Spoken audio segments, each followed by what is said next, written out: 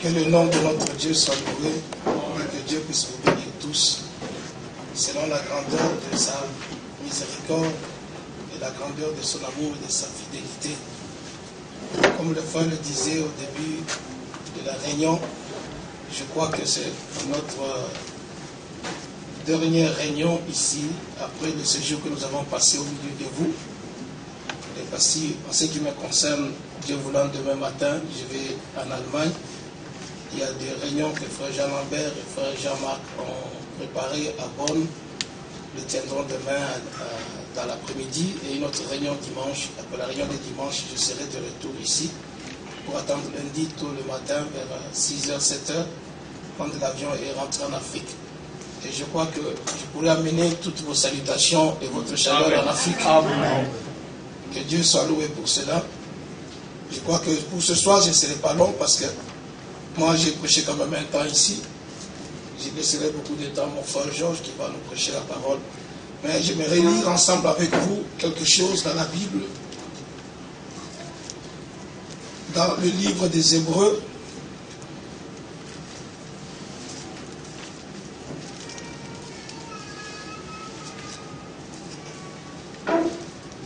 Parce que dans le livre des Hébreux, il est question, au chapitre 1er d'abord, il est dit ceci, les 5 premiers versets. Après avoir autrefois à plusieurs reprises et de plusieurs manières parlé à nos pères par les prophètes, Dieu, dans ces derniers temps, nous a parlé par le Fils. Amen. Il a établi le Fils héritier de toutes choses. Et par lui, il a aussi créé l'univers. Le Fils, en effet, est le reflet de sa gloire. Il est l'empreinte de sa personne. Et il soutient toutes choses par sa parole puissante. Amen. Amen. C'est ce qui est merveilleux. Alléluia. Et le Fils a fait la purification de péché.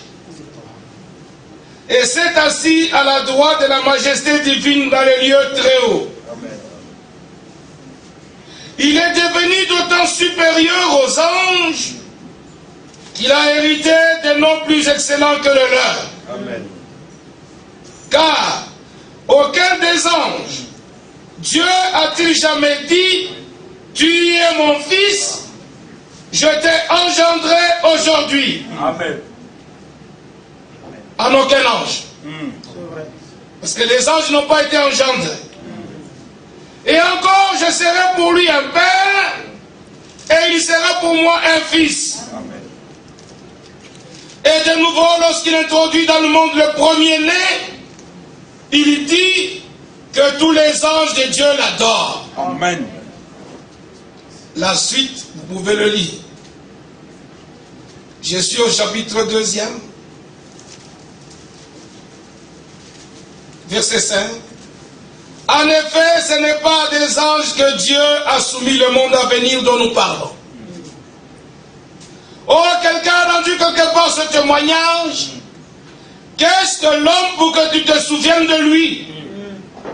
Ou le fils de l'homme pour que tu prennes soin de lui?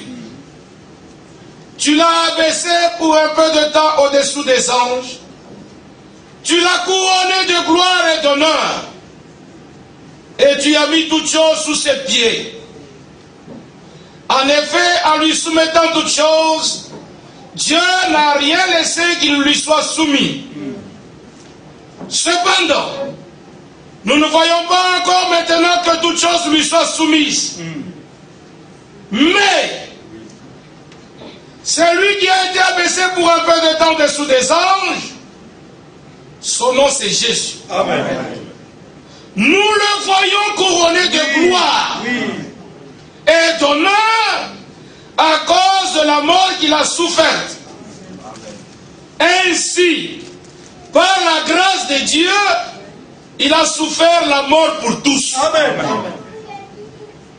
Il convenait, en effet, que celui pour qui et par qui sont toutes choses, et qui voulait conduire à la gloire beaucoup de fils, que celui-là est élevé à la perfection par les souffrances, le prince de leur salut.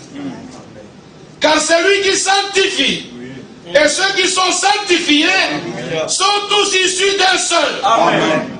C'est pourquoi il n'a pas honte de les appeler frères. Amen. Alléluia.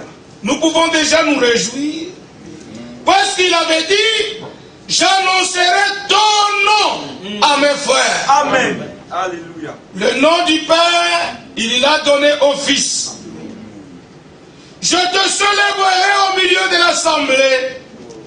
Et encore, je me confierai en toi. Et encore, me voici, moi et les enfants que Dieu m'a donnés. Amen.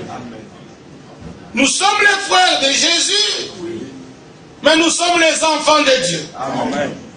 Ainsi donc, puisque les enfants participent au sang et à la chair, il y a participé lui-même, afin que par la mort, il rende impuissant celui qui avait la puissance de la mort, c'est-à-dire le diable. Amen. Ainsi, de cette manière, il délivre tous ceux qui, par la crainte de la mort, étaient toute leur vie retenus dans la servitude. Amen. Un seul est libérateur. Amen. Un seul est rédempteur. Amen. Un seul est sauveur. C'est Jésus-Christ. Amen. Car assurément, ce n'est pas des anges qui lui viennent en aide, mais c'est à la postérité d'Abraham. Amen.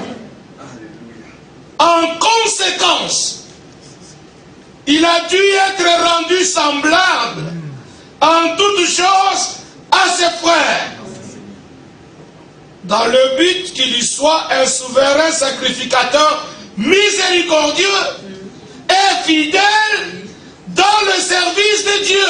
Oui. Pourquoi faire? Pour faire l'expiation des péchés du peuple. Amen.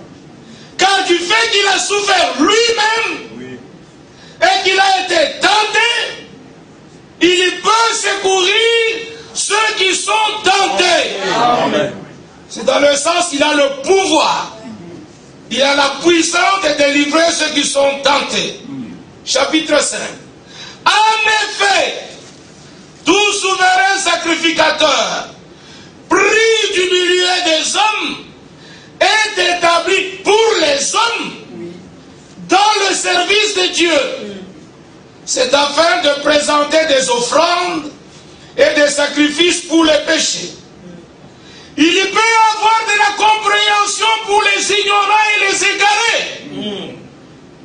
Puisque la faiblesse est aussi son partage. Oui.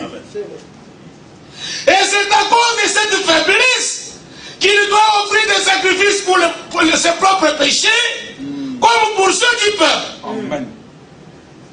Nul ne s'attribue cette dignité s'il n'est appelé de Dieu comme le fut Aaron. Amen. Et Christ ne s'est pas non plus attribué la gloire de devenir souverain sacrificateur, mais il la tient de celui qui lui a dit: tu es mon fils, je t'ai engendré aujourd'hui. Comme il dit encore ailleurs, tu es sacrificateur pour toujours, selon l'ordre de Melchisédek. C'est lui qui, dans les jours de sa chair, a présenté avec de grands cris et avec larmes des prières et des supplications à celui qui pouvait le sauver de la mort.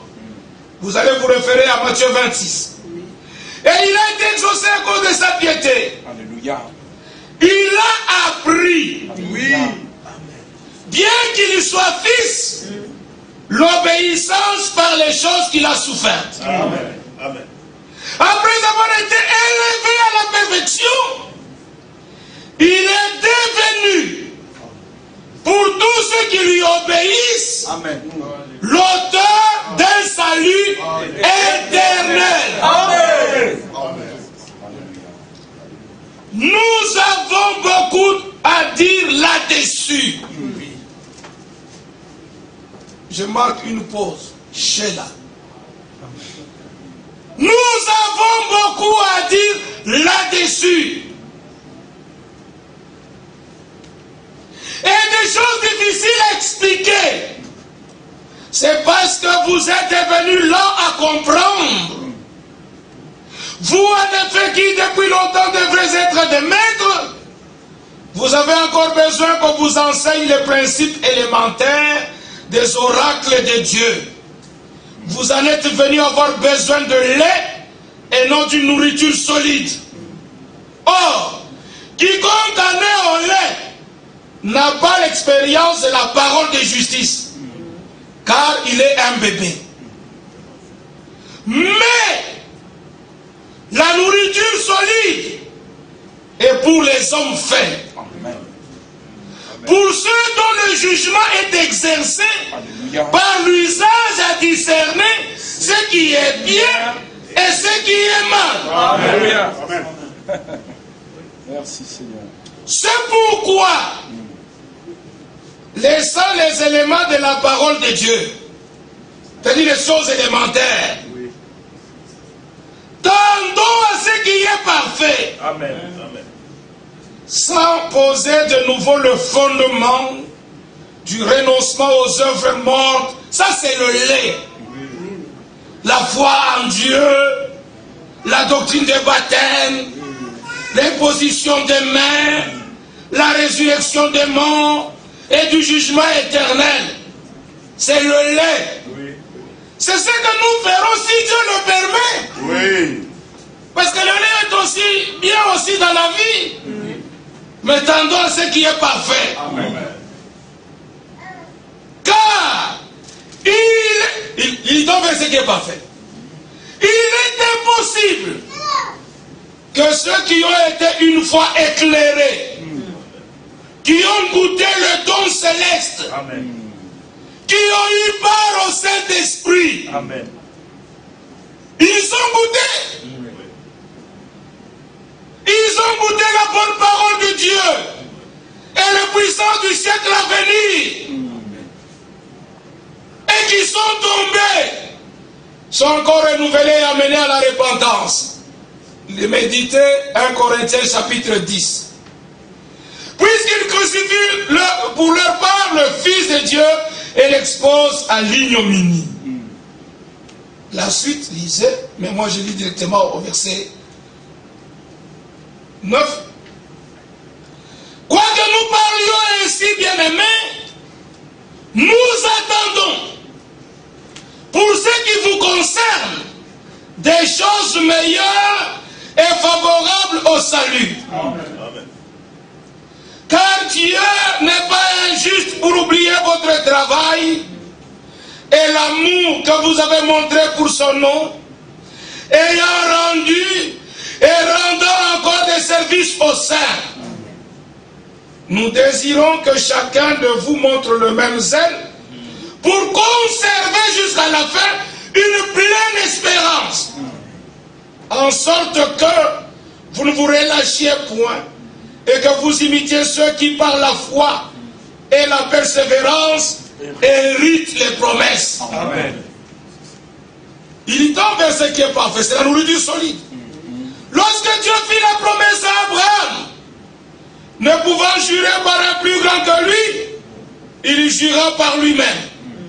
Et dit, certainement je te bénirai et je multiplierai ta postérité. C'est ainsi qu'Abraham, ayant persévéré, obtint ce qui lui avait été promis. Amen. Or, les hommes jurent par celui qui est plus grand qu'eux. Et le serment est une garantie qui met fin à tous leurs différends. Oui. C'est pourquoi Dieu vous l'a montré avec plus d'évidence aux héritiers de la promesse. Amen. L'immuabilité de sa résolution. Amen. Dieu intervient par un serment. Alléluia. Pourquoi? Afin que par deux choses immuables, dans lesquelles il est impossible que Dieu mente, Amen. nous c'est toi et moi, Amen. et tous les vrais croyants bibliques, nous puissions trouver un puissant encouragement. Amen. Nous, dont le seul refuge, Oui. a été de saisir l'espérance Oui. qui nous était proposée. Amen. Alléluia. Cette espérance, Alléluia. nous la possédons. Amen. Comment? Comme une encre de l'âme, sûre et solide, elle pénètre au-delà du voile. Alléluia. Nous sommes sous la terre, mais notre espérance est au-delà du voile. Amen. Là où Jésus est entré pour nous comme précurseur, ayant été fait souverain sacrificateur pour toujours, selon l'ordre de Melchisédek. Amen. Lisez le chapitre 7 sur Melchisédek. Et moi je prends le verset 23. De plus, il y a eu des sacrificateurs en grand nombre, parce que la mort les empêchait d'être permanents. Mais lui, parce qu'il demeure éternellement, il possède un sacerdoce qui n'est pas transmissible. Alléluia. C'est aussi pour cela qu'il peut sauver parfaitement, parce qu'on doit tendre vers ce qui est parfait. Oui. Ceux qui s'approchent de Dieu par lui, étant toujours vivants, pour intercéder en leur faveur. Amen. Toujours vivants pour intercéder en leur faveur. Verset 26. Il nous convenait. Avez-vous vu la chose? Alléluia. Il nous convenait. Oui.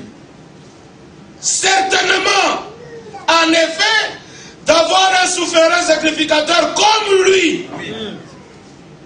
Saint, innocent, sans péché, sans tâche, séparé des pécheurs et plus élevé que les cieux, qui n'a pas besoin, comme les souverains sacrificateurs, d'offrir chaque jour des sacrifices.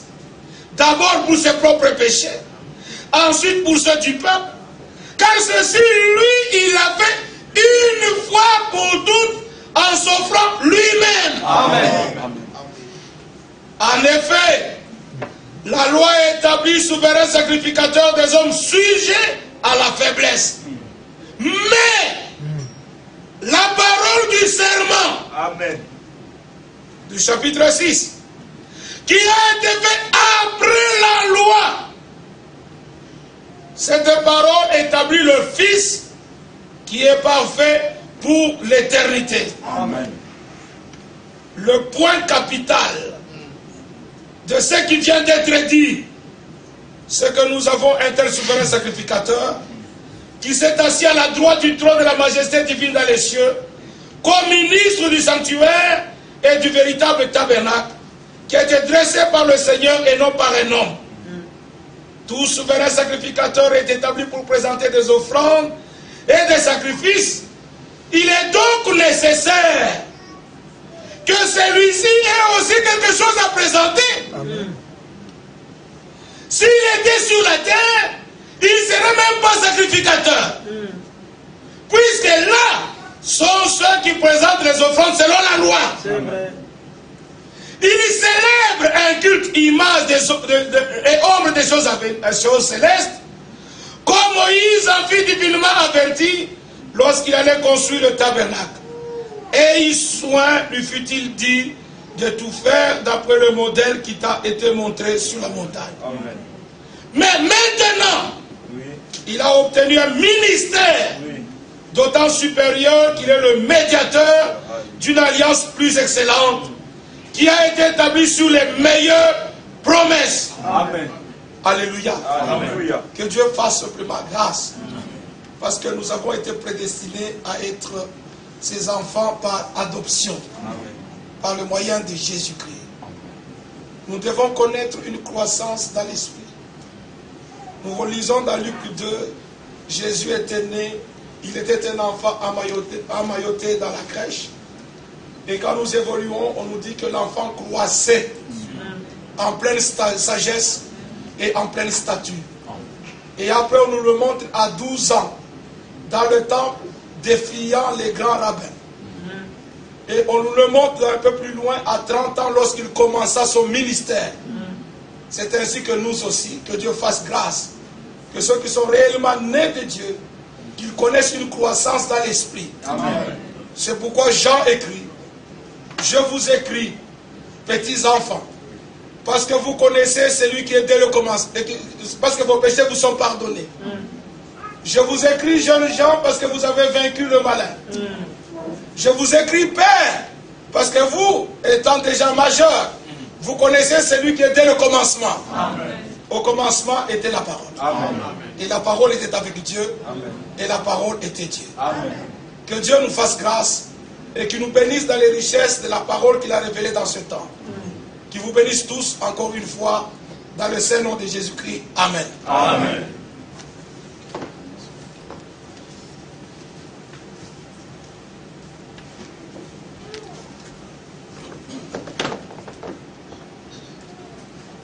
Dieu soit loué. Amen. Pour ces paroles qui ont été prononcées et qui mettent toujours en évidence ce que Dieu avait résolu et qu'il est en train d'accomplir avec nous. La parole de Dieu sort de sa bouche et ne rentre jamais à lui sans effet. Amen. Amen. Mais c'est vrai que d'autres entendront la même parole et la parole sera sans effet. Amen. Parce qu'Hébreux 4 dit que cette bonne nouvelle qui vous a été annoncée leur a été aussi annoncée. Mais cela ne leur servit de rien. Amen. Pourquoi? Parce qu'elle ne trouva pas de la foi chez ceux qui entendirent. Amen. Mais dans Thessaloniciens, Paul dit, nous rendons compte et continuer l'action des grâces à Dieu pour vous. Parce qu'en écoutant cette parole, vous n'avez pas reçu comme une parole d'homme, mais comme elle est véritablement la parole de Dieu qui agit en vous qui croyez. Amen. Amen. Donc, la même parole trouve des hommes qui n'ont pas la foi. Et la même bonne nouvelle n'a aucun effet. Tandis qu'il y en a d'autres où la bonne nouvelle trouve la foi. Oui. Et là, elle est agissante. Amen. Amen. Alors, pour faire une jonction avec ce que nous venons d'entendre, regardez dans Hébreux 6, ce qui a été lu.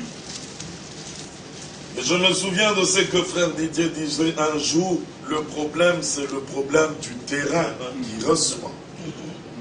Au verset 7. Hébreux 6, verset 7. Lorsque le terre abreuvée par la pluie qui tombe souvent sur elle, produit une herbe utile utile à ceux pour qui elle est cultivée, elle participe à la bénédiction de Dieu. Amen. Mais si elle produit des épis, des chardons, c'est-à-dire que celui qui a cultivé n'entendait pas ça. C'est ça. Mais voici, cette terre produit des épines, des chardons, mais elle est réprouvée et près d'être maudite. Et on finit par y mettre le feu. Amen. Quoi que nous parlons ainsi, bien-aimés, nous attendons pour ce qui vous concerne des choses meilleures et favorables au salut. Amen. Remarquez qu'en termes de terrain, le terrain qui n'a pas produit est réprouvé et prêt d'être maudit. C'est ça. Donc elle finira à être maudite. Mais pour nous, il est écrit qu'en lui, Dieu nous a bénis. Amen. De toute bénédiction spirituelle. Yeah. Parce que Dieu qui est parfait, je crois que cela vous a été déjà dit ici, lorsqu'il créa les cieux et la terre, il s'est mis maintenant à transformer la terre. Il créa les créatures de la terre il a créé les créatures du ciel. À chaque fois, quand il terminait, il était dit Dieu les bénit. Amen. Amen.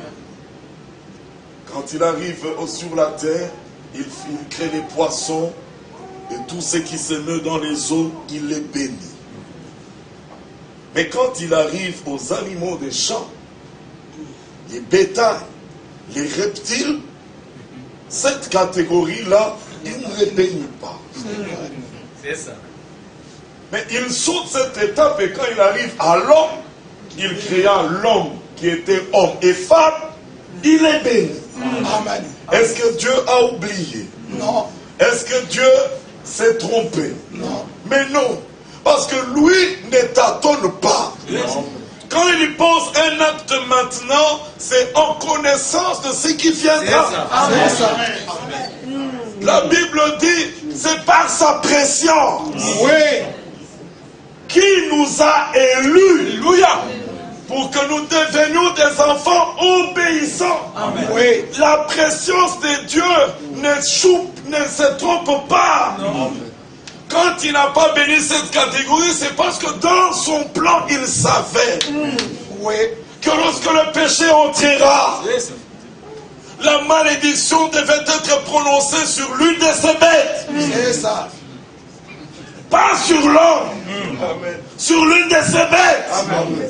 Et quand l'homme a péché, le Seigneur lui dit, qui t'a dit que tu es nu? Oh, c'est la femme que tu as mise à mes côtés. Femme, pourquoi tu fais cela? Ah, mais c'est le serpent qui est venu vers moi et qui m'a séduite. Quand le Seigneur arrive devant le serpent, il n'y avait pas de question. Non. Parce que c'était lui le coupable. C'est ça. Alors il dit, parce que tu as fait cela, tu seras maudit. Amen. Mais s'il avait déjà prononcé la bénédiction, Amen. devrait-il changer sa parole? Amen. Oh, mais j'avais commis une erreur de vous bénir, mais maintenant, au cause de ce que tu as fait, je te maudis. Non, frère. Dieu est parfait. Amen. Amen. Ici, ceux qui produisent des épines et des chardons et qui sont réprouvés, près d'être maudits, c'est qu'à l'origine, prenons Jude. Oui. Oui. Ne soyez pas étonnés de l'attitude de certains qui refusent de participer à la pleine bénédiction. Regardez, il dit, Jude, je commence à partir du verset 3. Bien-aimés, alors que je désirais vivement vous écrire au sujet de notre salut commun, je me suis senti obligé de vous envoyer cette lettre pour vous exhorter à combattre pour la foi qui a été transmise aux saints une fois pour toutes. Amen. Amen. Car il s'est glissé parmi vous certains hommes dont la condamnation est écrite depuis longtemps. Amen. Amen. Amen. Amen. Des impies qui changent la grâce de notre Dieu en dérèglement et qui réunit notre seul maître et Seigneur Jésus-Christ. Ce sont des hommes qui se glissent, mais leur condamnation est écrite depuis longtemps. Oui. Amenez-les dans votre prière, amenez-les dans vos prédications, qu'ils ne prennent pas, qu'ils goûtent aux dons célestes, qu'ils aient même goûté à la bonne parole. Mais comme leur condamnation est déjà écrite, ils ne participeront jamais à la bénédiction. Jésus dit en s'adressant aux 12, n'est-ce pas moi qui vous ai choisi? Amen. Mais l'un de vous est un démon. Amen. Et quand il s'adresse au Père, il dit, de tout ce que tu m'as donné, je n'ai perdu aucun. Si ce n'est le fils de perdition, afin que l'écriture soit accomplie. Amen. Ne soyez pas étonnés. Ils seront là. Peut-être qu'aujourd'hui, ils vont même nous côtoyer. Peut-être se glisser parmi nous. Mais Dieu, lui, il connaît ceux qui lui appartiennent. Amen. Hyménée et Philette peuvent s'élever avec de fausses doctrines. Mais l'Écriture précise qu'ils renversent la foi de plusieurs et leur parole rongera comme de la gangrène. Évite de tels hommes. Mais allons-nous les empêcher de prêcher? Ils doivent prêcher. Et ceux qui doivent tomber, tomberont. On ne peut pas retenir quelqu'un qui a l'amour du mensonge.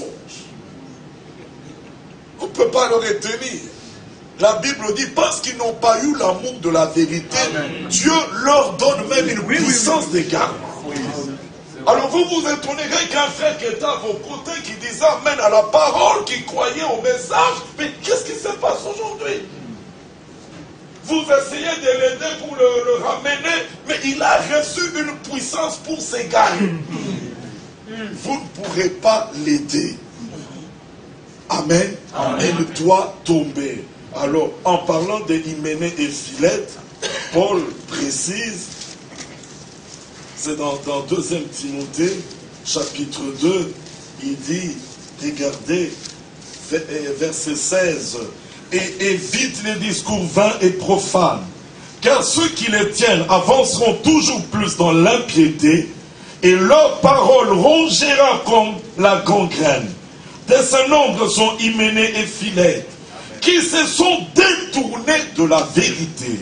Quand on dit se détourner, c'est qu'ils étaient avec nous. C'est ça. Ils ont marché avec cette vérité pendant un temps. Mais à un moment, un mauvais esprit les saisit, ils se détournent de la vérité. Mais pourquoi se détournent-ils? D'abord, eux, des prédicateurs.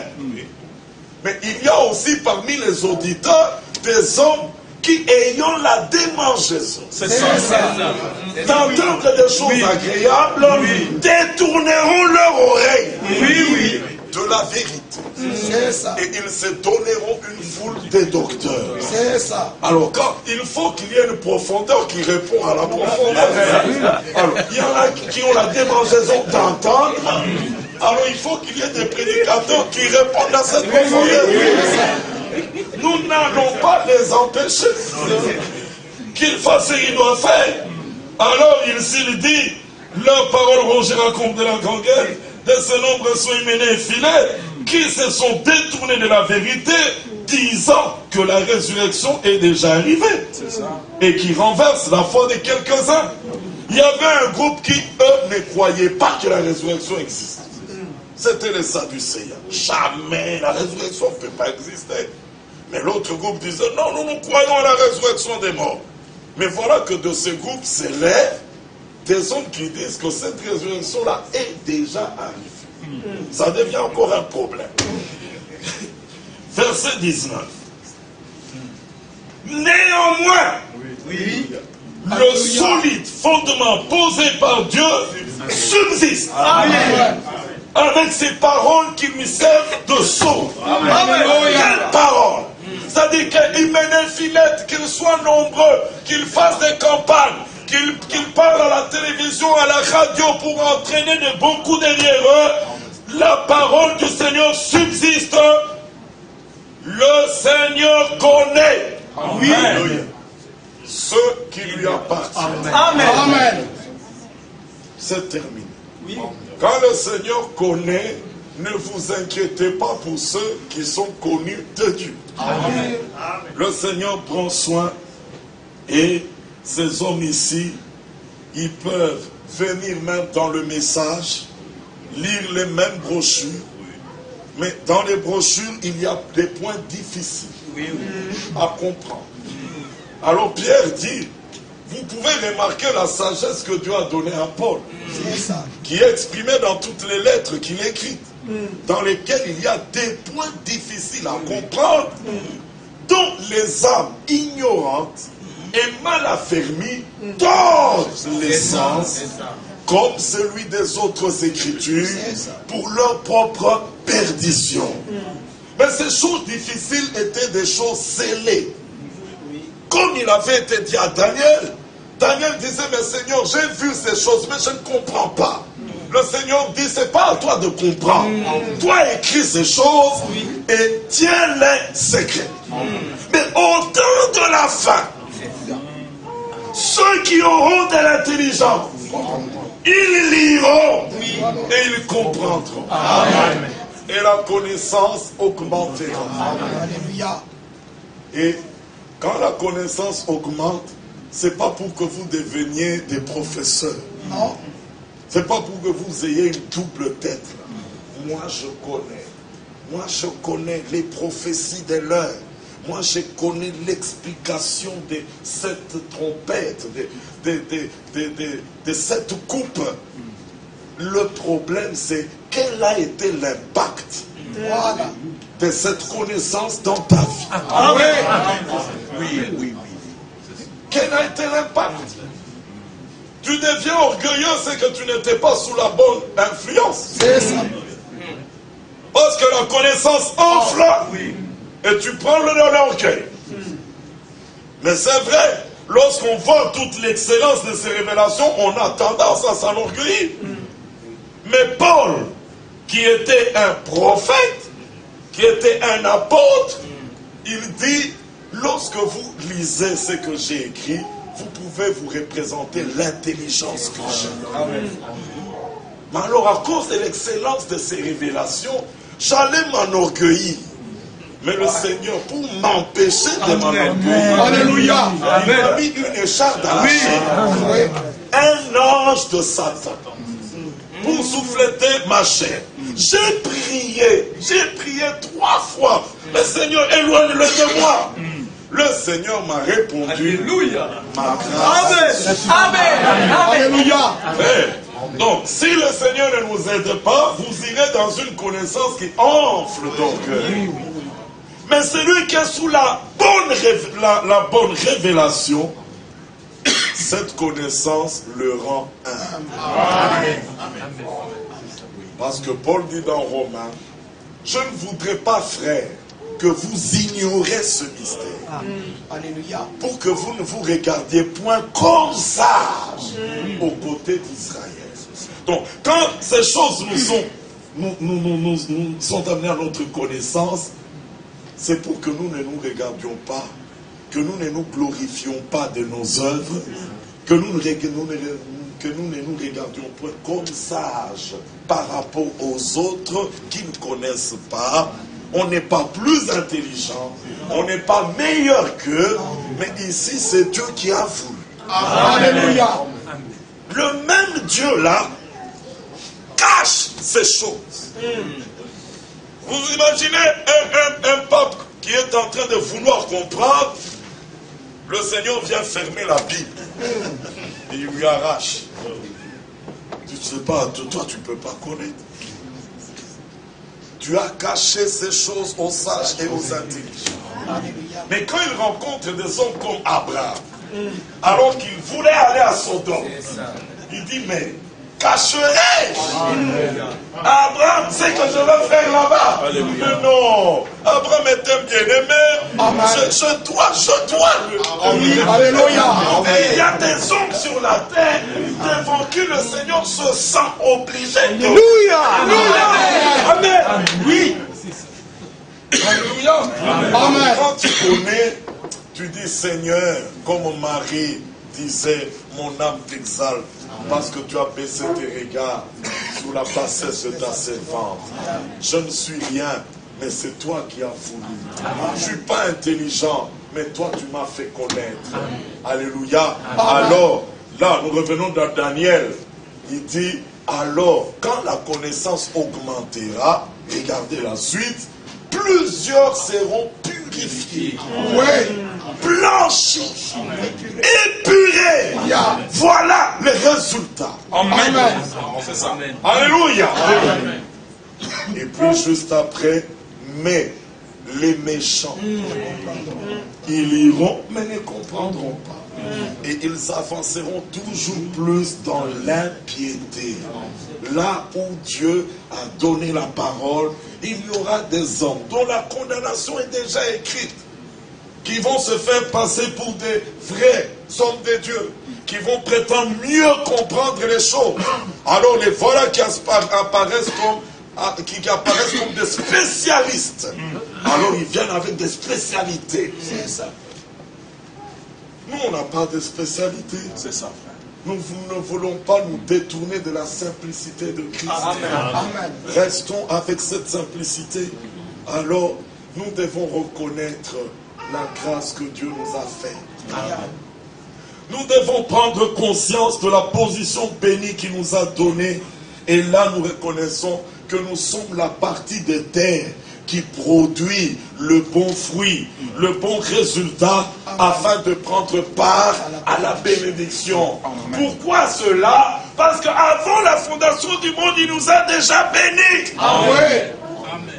Ce qui est béni restera béni. Amen. Alléluia. Continuons dans Hébreux 6.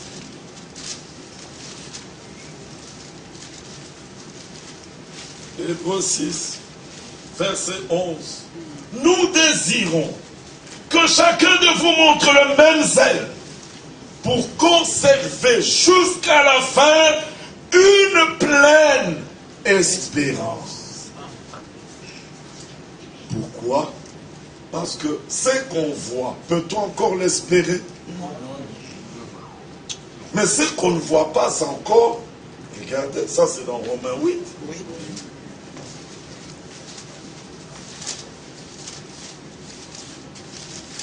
Romains 8, il dit, verset 24, car c'est en espérance que nous sommes sauvés. Or, l'espérance qu'on voit n'est plus espérance. Ce qu'on voit, peut-on encore l'espérer? Mais si nous espérons ce que nous ne voyons pas, nous l'attendons avec persévérance. Amen. Regardez que les mêmes mots reviennent ici dans Romains 8 et dans Hébreux 6. Yeah. Ayez le même zèle pour conserver jusqu'à la fin une pleine espérance. Verset 12, je suis rentré dans Hébreux 6, en sorte que vous ne vous relâchiez point, Oui. et que vous imitiez ceux qui, par la foi et la persévérance, héritent des promesses. Amen. Pourquoi? Parce que pendant que nous attendons ce que nous ne voyons pas encore, il y en a d'autres qui se découragent en chemin. Alors il y en a même d'autres qui diront, bon, écoutez, c'est pas tellement nécessaire que la chose arrive, qu'elle arrive ou pas, on peut s'en passer. Non. Ce que nous ne voyons pas, nous l'attendons avec persévérance. Amen. Alors, vous devez imiter ceux qui, par la foi et la persévérance, héritent des promesses. Mais ici, remarquez, il est dit, ceux-ci héritent des promesses. Mais ce n'est pas n'importe qui va hériter les promesses. Non. Parce que lorsque vous allez plus loin, j'y arriverai, mais continuons un peu la lecture au verset 13. Lorsque Dieu fit la promesse à Abraham, ne pouvant jurer par un plus grand que lui, il jura par lui-même et dit, certainement je te bénirai. Amen. C'est-à-dire, ne doute pas. Je te les jure par moi-même. Ça, c'est le mot certainement. Amen. Un petit mot, mais Paul, qui voyait les profondeurs, il dit Dieu jura. Alléluia.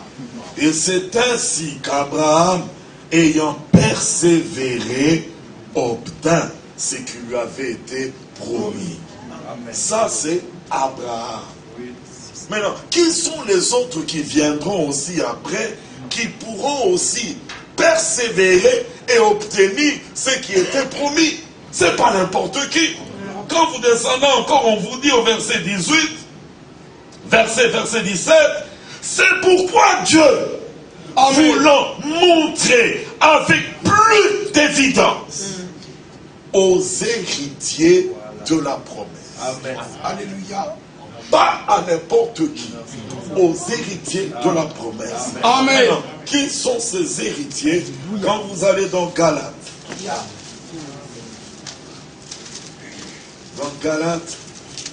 regardez au chapitre 3, il est dit à partir du verset 16.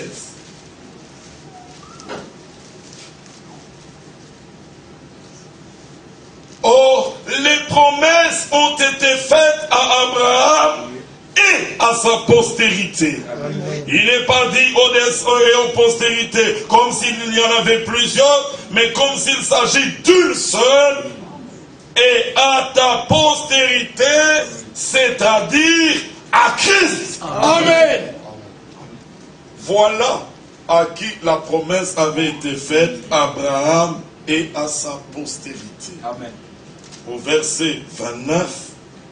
Et si vous êtes à Christ, vous êtes donc la postérité d'Abraham. Amen. Héritier selon la promesse. Amen. Alléluia. Regardez que c'est merveilleux. La nouvelle naissance nous donne accès à toutes ces positions. Oui. Fils de Dieu, héritier, saint, juste, parfait. Amen. Amen. Parce que tu es né de Dieu. Amen. Croyez-vous cela? Amen. Héritier selon la promesse. Alors, ces enfants qui doivent être héritiers, il a encore dit d'eux dans Galates chapitre 4. Galates chapitre 4. Regardez, nous sommes au verset 21. Dites-moi, vous qui voulez être sous la loi, ne comprenez-vous point la loi?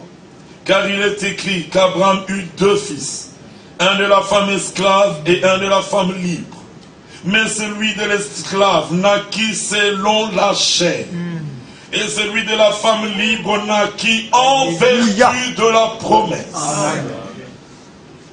Je vais sauter, vous connaissez les Écritures à ce niveau-là, mais prenons verset 26. Mais la Jérusalem d'en haut est libre. Oui. C'est notre mère. Amen. Car il est écrit, oui. Réjouis-toi stérile, toi qui n'enfantes point, éclate épouse des cris, toi qui n'as pas éprouvé les douleurs de l'enfantement. Car les enfants de la délaissée seront plus nombreux que les enfants de celles qui étaient mariées. Alors, verset 28, il conclut. Pour vous, frères, Alléluia, Amen. Vous êtes enfants de la promesse. Amen. Et de même, qu'alors celui qui était né selon la chair persécutait celui qui était né selon l'esprit, ainsi en est-il encore maintenant. Mais que dit l'Écriture? Chasse l'esclave et son fils, car le fils de l'esclave n'héritera pas avec le fils de la femme libre. Amen. C'est pourquoi, frères, nous ne sommes pas enfants de l'esclave, mais de la femme libre. Amen. Alléluia. Amen. Et vous prenez encore, toujours Galates 4, regardez, il est dit au verset 6, prenons verset 4, mais lorsque les temps ont été accomplis, Dieu a envoyé son fils, né d'une femme, né sous la loi, afin qu'il rachète ceux qui étaient sous la loi, afin que nous recevions l'adoption. Alors, et parce que vous êtes fils, Dieu a envoyé dans nos cœurs l'esprit de son fils, lequel crie Abba, Père. Amen. Ça, c'est parce que vous êtes fils. Oui. Alors, verset 7. Ainsi, tu n'es plus esclave, mais fils. Amen. Oui. Et si tu es fils, oui, mais tu es aussi héritier. Amen. Par la grâce de Dieu. Amen. Alléluia. Amen. La position de fils te place directement dans une position d'héritier. Amen. Quand tu es héritier, c'est que tu fais partie de la postérité à qui la promesse a été faite. Amen. Parce que Dieu n'a pas fait cette promesse à tout le monde. Non. Il a fait à Abraham et à sa postérité. Amen. Donc si tu n'es pas de cette postérité, ne t'attends pas à voir l'accomplissement de la promesse. Alléluia. Amen. Et ça, c'est directement lié à l'accomplissement de la parole, pour que cette parole qui est sortie de la bouche de Dieu ne rentre pas à lui sans effet. Amen. Romains 9. Ce sont des passages que vous connaissez, mais le temps est venu que nous mettions ces choses en ordre et que nous prenions conscience de ce que nous sommes. Verset 6. Ce n'est point à dire que la parole, Romains 9, ce n'est pas à dire que la parole de Dieu soit restée sans effet, car tous ceux qui descendent d'Israël ne sont pas d'Israël. Et bien qu'ils soient la postérité d'Abraham, ils ne sont pas tous ses enfants. Amen.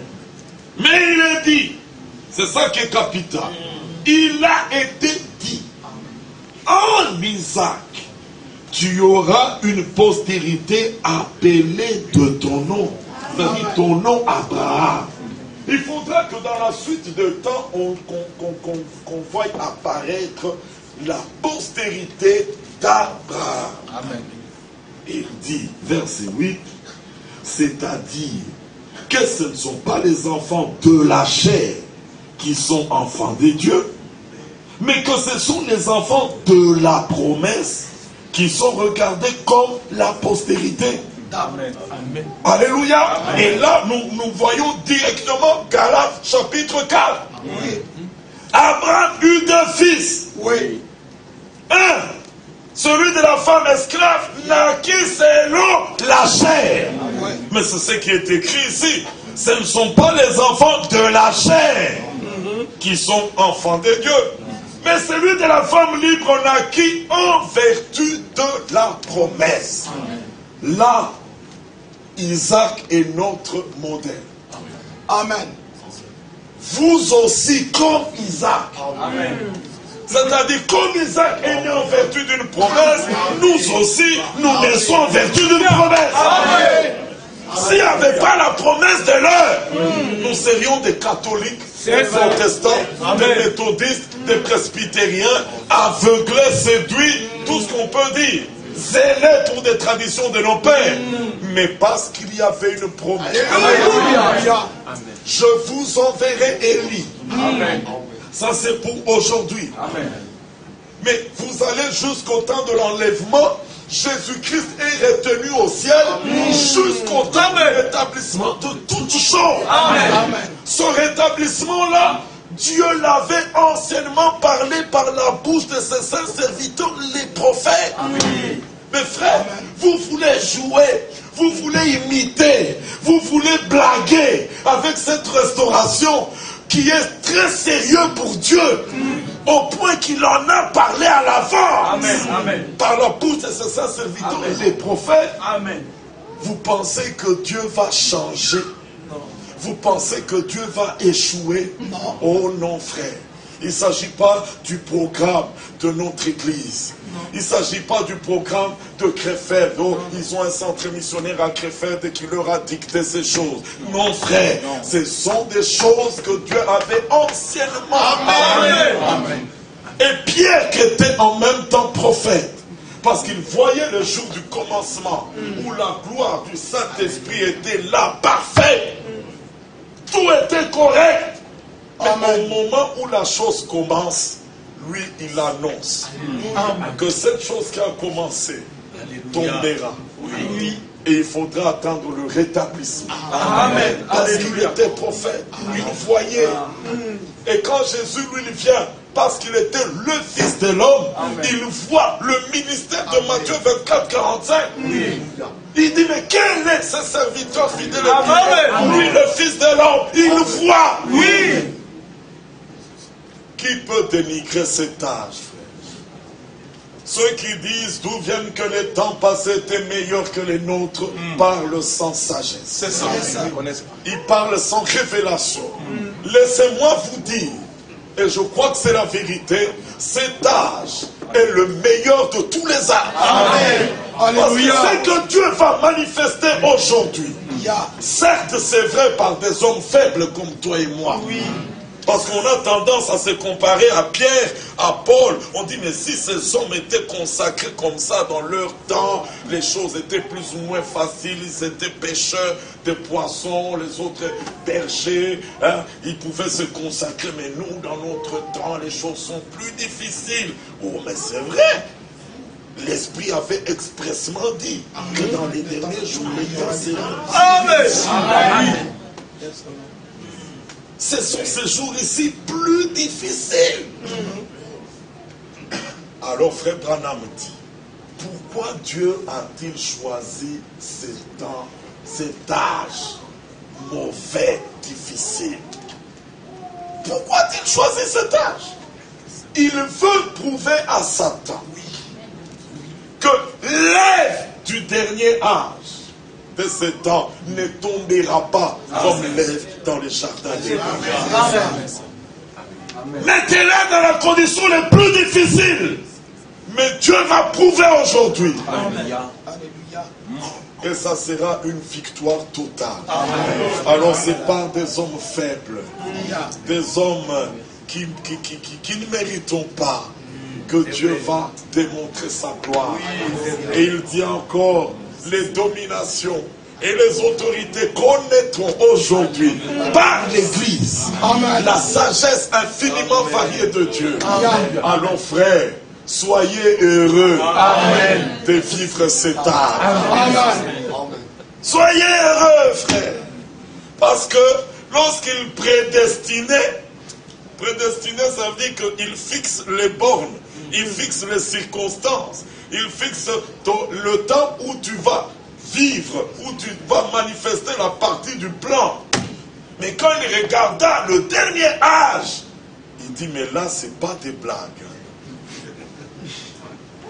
C'est un âge difficile. J'ai mis Paul ici au début, ça va. J'ai mis les pierres au début, les ouvriers de la première heure, ça va. Mais qui pourrais-je mettre là à la fin?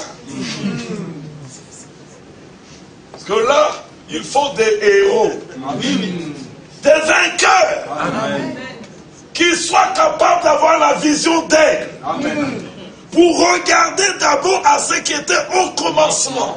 Alléluia. Et réclamer pas la même chose, mais la double portion. Comme Élisée, suivant Élie, il voyait des choses des miracles. Et lui demande, mais Élisée, pourquoi me suis-tu? Élisée lui dit, je veux que la double portion qui est en toi vienne aussi sur moi. Frère, nous lisons les livres des actes. Nous lisons ce que l'Esprit avait fait. Mais quand nous disons pour nous, ça sera le tout. Amen. Frère, Dieu nous prépare à quelque chose de glorieux.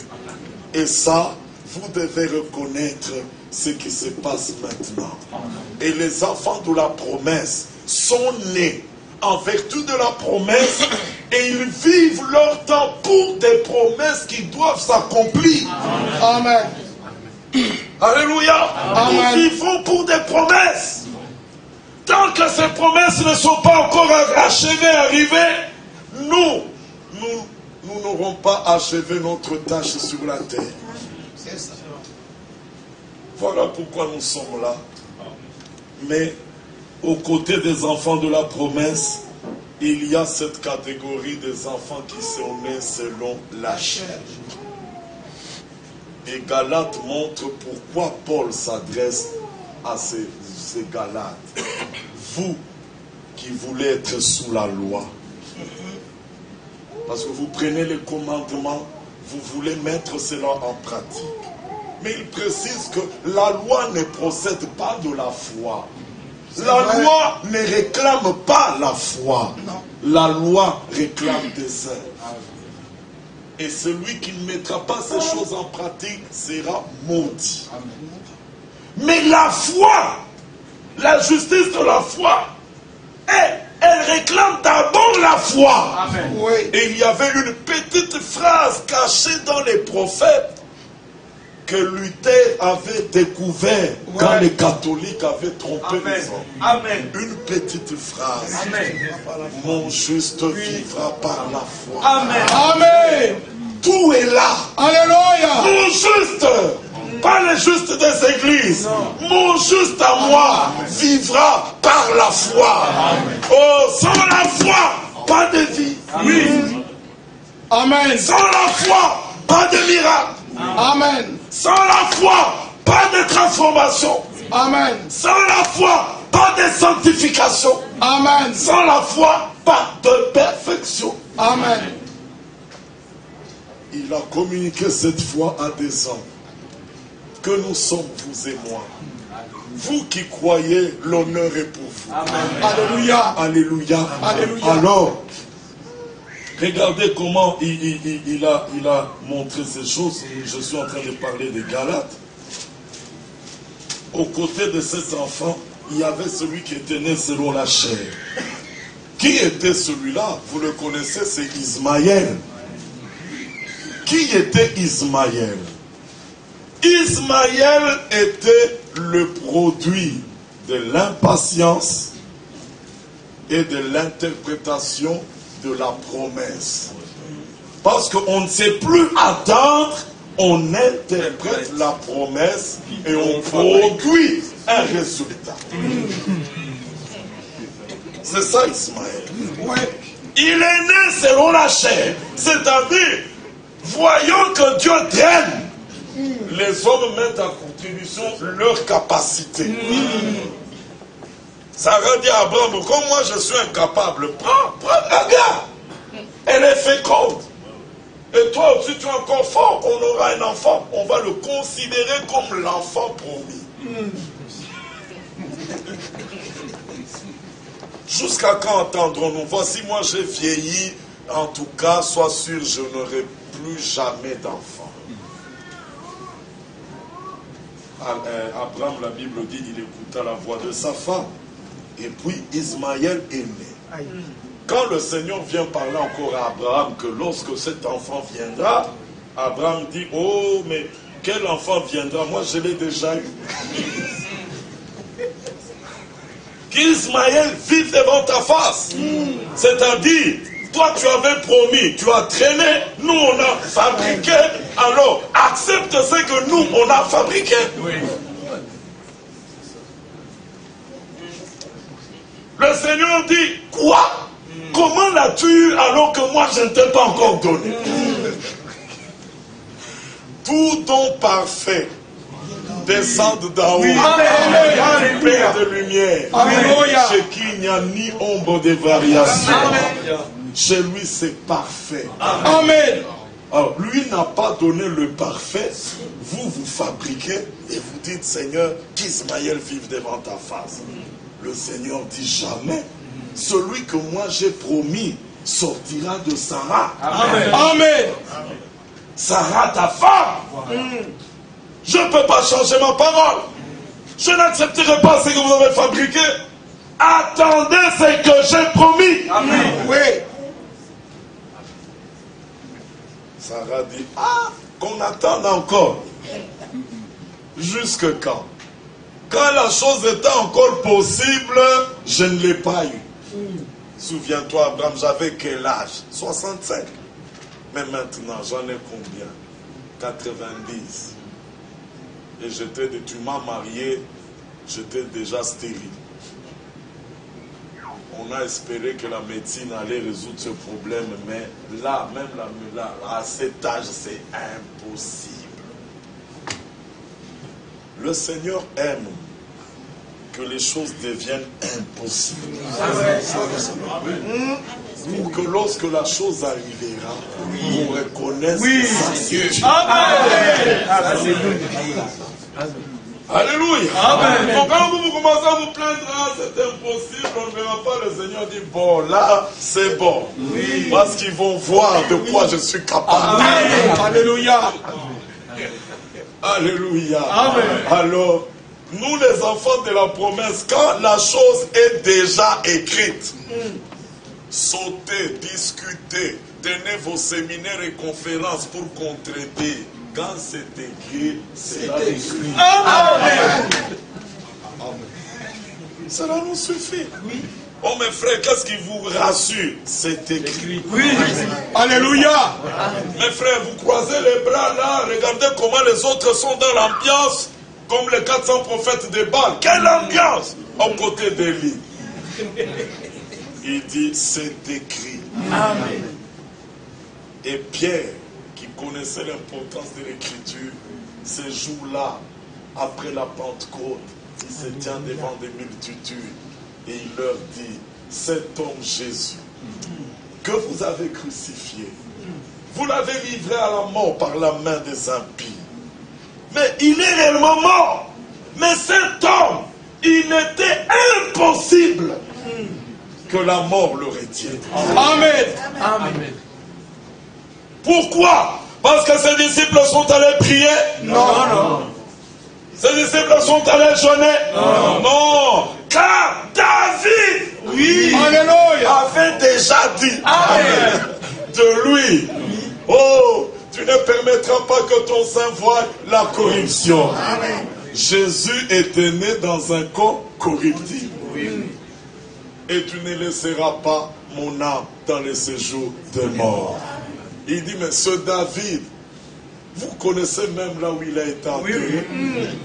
Il est toujours là. Oui. Mais c'est la résurrection de Christ qu'il avait prévu et annoncé d'avance. Alléluia. Frère, pour nous, les enfants de Dieu, il y a des choses qui ont été prévues et annoncées d'avance. Amen. Alors à cause de la foi, Paul prend dans Galates l'écriture prévoyant à l'avance que Dieu justifierait les païens par la foi. Amen. Il avait déjà annoncé cette bonne nouvelle à Abraham. Amen. Là, nous sommes dans Genèse 12. Hein? Oui. Dieu annonce à Abraham. Alléluia. Et dans la suite des temps, il confirme la chose, il confirme, mais il fallait que le Christ vienne. Amen. Pour que cela devienne réalité. Oui. Maintenant, qui es-tu, toi, docteur de la loi, qui veut changer cette disposition qui avait été déjà prévue d'avance? Qui es-tu pour changer cette disposition? Vous qui voulez être sous la loi, ne comprenez-vous donc pas la loi? Enfant né selon la chair. Et aujourd'hui, quand nous nous approchons de l'accomplissement de la promesse, regardez comment les Ismaël cachés parmi nous commencent à se manifester. Comme ils sont eux-mêmes le produit de l'impatience, eux seront très impatients. Oh, mais depuis que le Seigneur a donné la promesse, nous ne voyons pas de changement. Nous ne voyons pas la puissance. Nous ne voyons pas les dons. Où est la restauration promise? Ah non, si on croise les bras, il n'y aura rien. Il faut qu'on fasse quelque chose. Faire quelque chose pourquoi? Non, mais c'est pour produire la restauration. Alors on fait des programmes, des chaînes de prières, des programmes de veillées, des jeûnes, faisons ceci, et les gens s'activent. Alors quand ça ne vient pas d'en haut, le diable vous donnera ce que vous cherchez.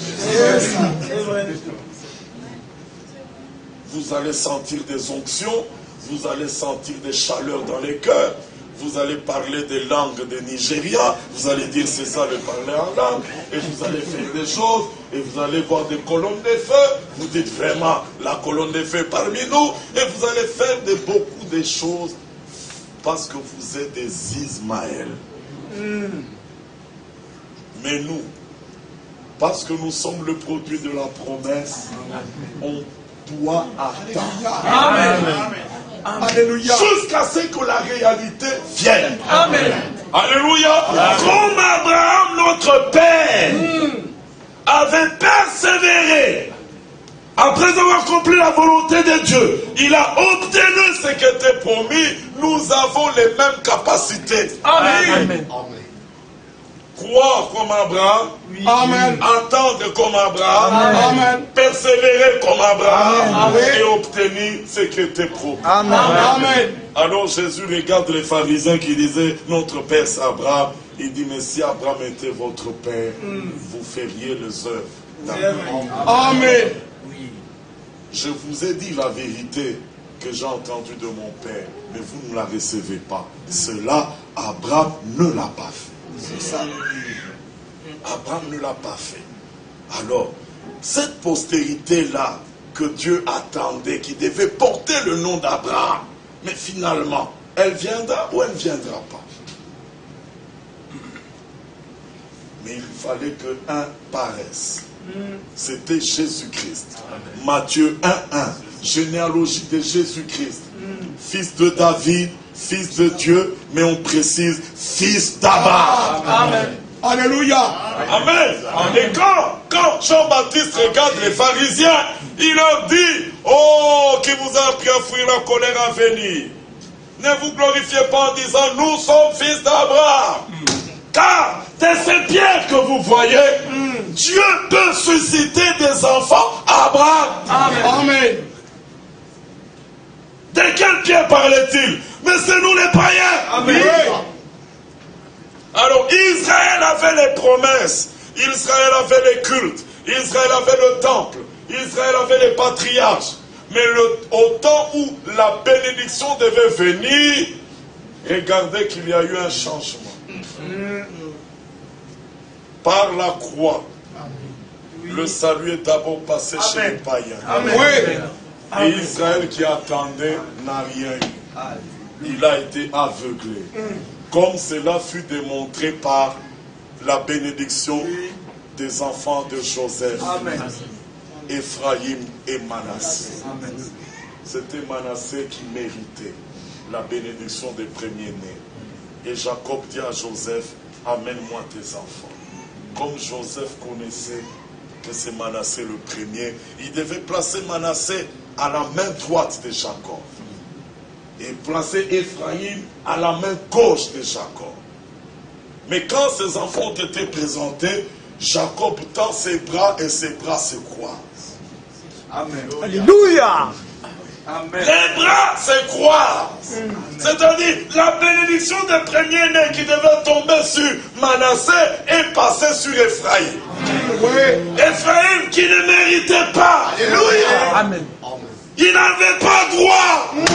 Mais la bénédiction est tombée sur lui. Amen. Alors Joseph dit avec regret, mais papa, tu fais une erreur.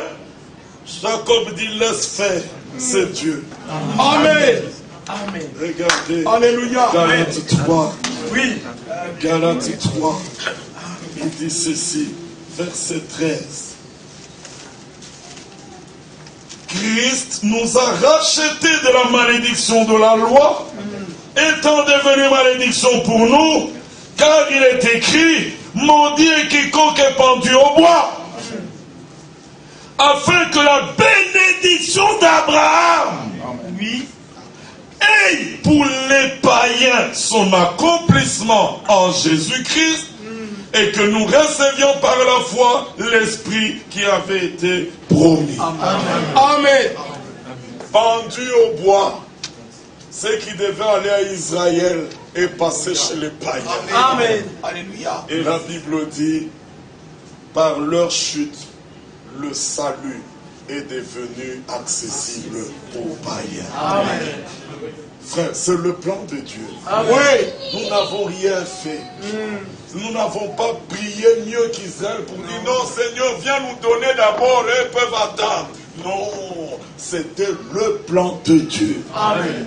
Il a aveuglé Israël et il dit, Paul, je t'ai choisi du milieu des païens vers qui je t'envoie pour leur ouvrir les yeux. Amen. Qu'ils passent des ténèbres à la lumière. Amen. La puissance de Satan à la puissance de Dieu. Amen. Quand Dieu entre en action, les choses changent. Amen. Alléluia. Et le corneille était la preuve de le commencement de cette action chez les païens. Ça a commencé comme ça. Une prédication authentique apportée à des hommes dont les cœurs étaient préparés à écouter. Oui. Et le prédicateur lui-même est un prédicateur préparé. Quand ces deux-là se rencontrent, oh, Corneille dit, nous sommes devant Dieu. Alléluia. Mais là, la voix lui avait dit, envoie, fais venir de Joppé cet homme-là qui te dira les choses par lesquelles tu seras sauvé. Amen. Et quand les deux sont en contact, la prédication commence. Il n'y avait pas des étapes. Nous allons prendre une semaine pour la justification. Nous allons prendre une autre semaine pour la sanctification. Mais alors là, frères, soyez attentifs parce que c'est sérieux. Et tout ça, c'est pour qu'on vous prépare au baptême du Saint-Esprit. Alors là, faites encore très attention. C'était pas comme ça. Et la prédication ne disait pas arrêtez de fumer, arrêtez de boire. Non, non, non, non, non, non, non. Là, c'était l'exaltation de l'homme Jésus. Alléluia. Vous avez appris au sujet de Jésus. Amen. Vous, le peuple, a été témoin. Quand il est mort, ressuscité, il n'est pas apparu à tout le monde. Seulement nous, les témoins, choisis d'avance. Alléluia. Et quand il évolue, il dit, tous les prophètes rendent de lui le témoignage. Amen. Que quiconque croit en lui reçoit par son nom le pardon des péchés. Amen. Jésus. Pendant qu'il parlait, Alléluia. frère, il n'a pas dit comme je terminais maintenant, fermez vos yeux, faites attention, le Saint-Esprit est là et il va faire quelque chose. Pendant qu'il parlait, Éphésiens 1:13, ça devait s'accomplir. Vous aussi, après avoir entendu la parole de la vérité, pendant que vous êtes assis là, vous avez cru et vous avez été scellés du Saint-Esprit. Pendant qu'il parlait, le Saint-Esprit est descendu. Amen. Et Pierre explique cela dans Acte 15. Dieu qui connaît leur cœur leur a rendu témoignage. En leur accordant le même Saint-Esprit qu'à nous.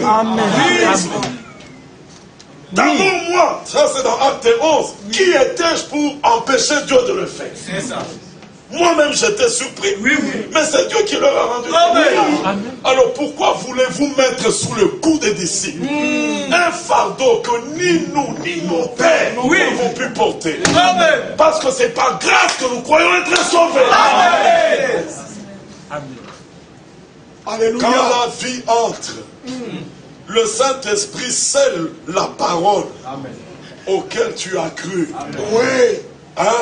Parce que les autres ont l'onction. Mais comme il n'y a pas la substance divine en eux, le Saint-Esprit ne s'est pas scellé. Mais toi, tu es là assis et on te dépeint Christ crucifié et tu comprends que tous tes problèmes ont été résolus là. Tout était là. Comme Jésus a dit, tout est accompli. Tout est accompli. La sanctification accomplie. La guérison accomplie. La délivrance accomplie. La perfection accomplie. Quand tu regardes, tu dis, donc je suis parfait. On te dit, mais oui, parfaite offrande. Alléluia. Parfait. Quand tu dis, oh mais c'est vrai, je le crois. Amen. Gabriel, il croit tout. C'est ce qu'on attend encore. Oh non, attendons d'abord au convoi comment il va marcher, s'il va bien payer. Non. Je rends témoignage à sa foi. Et le cœur. Témoignage, il donne le Saint-Esprit, il scelle.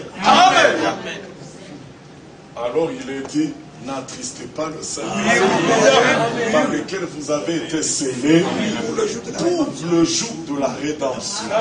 Parce que là, dans Éphésiens, il est dit, le Saint-Esprit qui est un gage pour la rédemption de ceux que Dieu sait acquis. Donc il a payé un prix pour t'avoir. Alors il te donne la preuve. Alors quand tu es scellé, c'est-à-dire Dieu met un droit de propriété.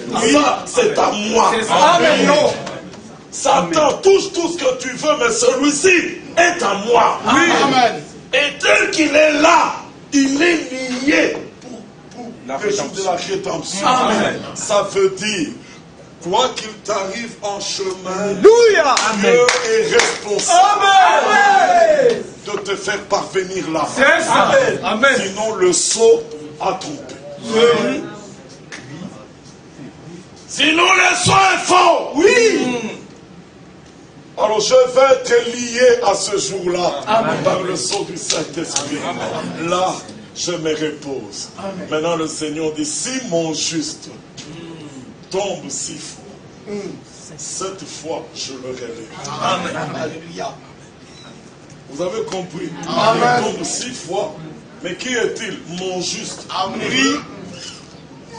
Il tombe une fois, je le relève une fois. 2 fois, je le relève 2 fois. 3e fois, je le relève 3e fois. 5e fois, je le relève 5e fois. 6e fois, je le relève 6e fois. Mais la 7e fois, il n'est pas tombé. Alléluia. C'est-à-dire, il te rend inébranlable. Alléluia. Amen. Tu ne peux plus tomber. Inébranlable. Alors Pierre dit, après que vous aurez souffert un peu de temps, lui-même, vous perfectionnez, lui-même, Alléluia. inébranlable. Amen. Frère, ça c'est pour nous les enfants de la promesse. Amen. Il y a un but pour lequel Dieu nous a choisis. Oui. Il y a un but pour lequel nous sommes nés. Amen. Gardons nos regards fixés sur les buts. Jusqu'au jour où on dira comme Siméon, mes yeux ont vu. Là, ça sera terminé. Tant que nos yeux n'ont pas vu, le Seigneur veillera sur nous. Amen. Amen. Que la maladie vienne, que les accidents viennent, il veillera sur toi. Qu'est-ce qui est très important en toi? Qu'est-ce qui attire Dieu en toi? Ta manière de prier, je veux dire, la longueur de tes prières. Parce que Matthieu, Jésus dit, n'imitez pas ces païens, les pharisiens, qui pensent qu'à force de multiplier des paroles, ils seront exaucés. Tu es là en train de prier, tu ne sais même pas ce que tu es en train de dire. Non frère, pourvu que je parle seulement, les minutes passent, je parle.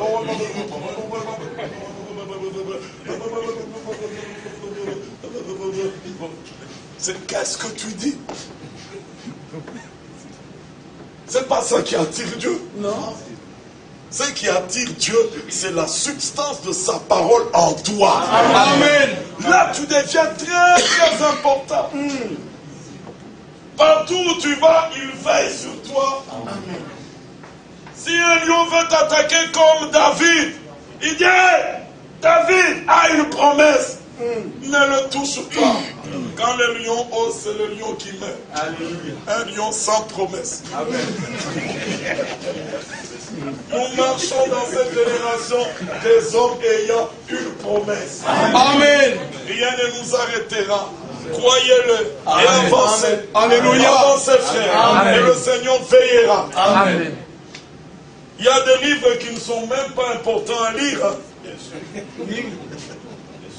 Oui, mais si je prends une enveloppe de 1000 €, je la glisse dans le livre qui n'était pas important devient très important. Oui. Alors pour que ma femme ne sache pas, parce que c'est mon secret, je vais classer les livres quelque part dans l'une des étagères. En ce moment-là, l'étagère là devient aussi très importante.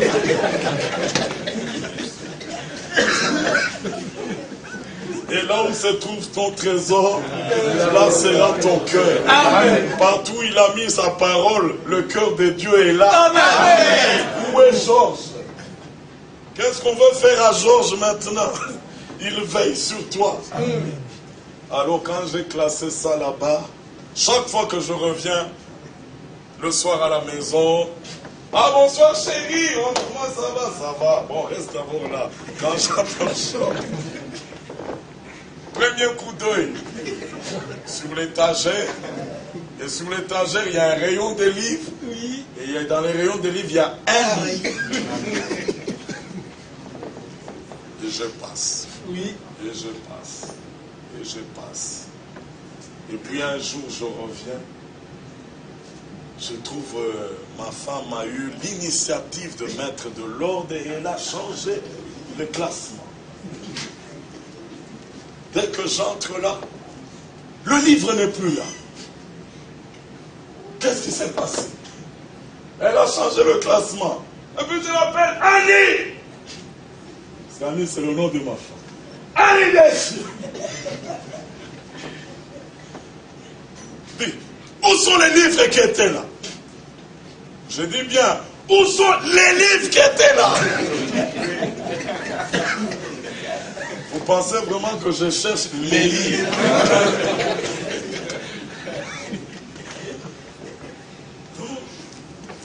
Il dit, oh, mais j'ai mis de l'ordre, bon, j'ai classé comme je pensais bien le faire. Il dit, mais non, fallait pas changer. Moi, je sais comment j'ai classé les choses. Qu'est-ce qui t'a pris? Bon, ça va, mais où sont les livres? Bon, je les ai classés là sous l'autre armoire là. Alors, pour bien connaître, on met parfois un signe. On dit que le livre concerné, je mets le signe. Alors, elle me sort le livre un à un. Moi, je cherche le signe. Non, ce n'est pas ça. Non.